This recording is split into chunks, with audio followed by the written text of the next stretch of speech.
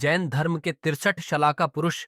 जैन धर्म में शलाका पुरुष उन अत्यंत पुण्यवान दिव्य पुरुषों को कहा गया है जो धर्म की सेवा कर आत्म कल्याण की ओर अग्रसर होते हैं और समस्त लोक में श्रेष्ठता व प्रसिद्धि प्राप्त करते हैं।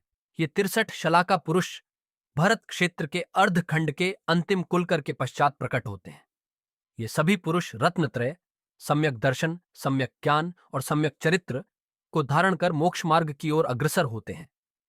इनका अवतरण समय चक्र के 2 भागों, अवसर्पिणी काल के चतुर्थ काल तथा उत्सर्पिणी काल के तृतीय काल, दुःशमा सुषमा में होता है।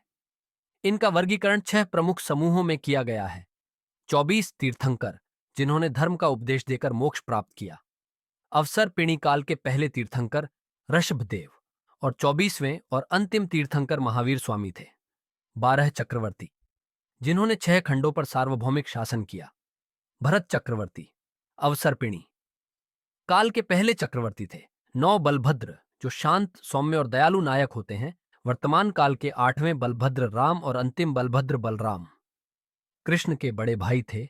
9 नारायण जो धर्म की रक्षा हेतु युद्ध करते हैं। वर्तमान काल के 8वें नारायण लक्ष्मण और अंतिम नारायण कृष्ण थे तथा 9 प्रतिनारायण जो खलनायक होते हैं और नारायणों के विरोधी माने जाते हैं।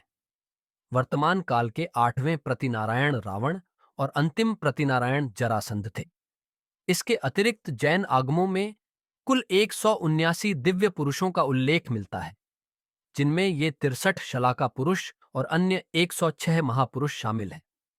इन 106 में आते हैं 48 तीर्थंकरों के माता पिता, 11 रुद्र, 9 नारद, 24 कामदेव जो सौंदर्य और धर्म के प्रतीक होते हैं। बाहुबली पहले कामदेव और हनुमान जी 18वें कामदेव थे। वह वानर रूप नहीं थे बल्कि वानर वंशी थे। तथा 14 कुलकर जो कल्प वृक्षों के क्षय के बाद मनुष्यों को जीवन जीने की विधियां सिखाते हैं। अंतिम कुलकर नाभिराज थे जो प्रथम तीर्थंकर ऋषभदेव के पिता थे।